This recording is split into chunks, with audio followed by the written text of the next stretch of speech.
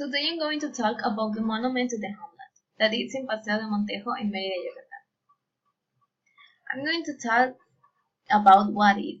The monument to the homeland is one of the most beautiful monuments in Yucatán for the structure and the story that this tells.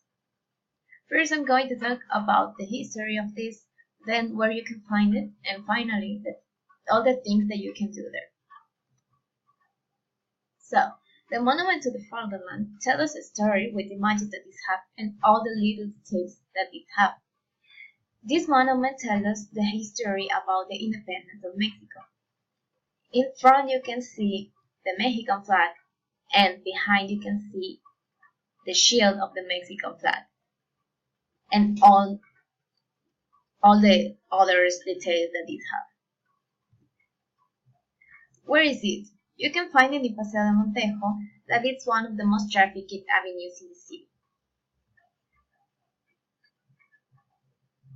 There you can find so many restaurants and hotels like the Hyatt, Fiesta Americana, and El Conquistador, that there are the most popular hotels in the place in Paseo de Montejo, and you can go to the Sundays to the busy route that it's a place when you can go to road a bike with your family and friends and just enjoy all the Paseo de Montejo and their beautiful monuments.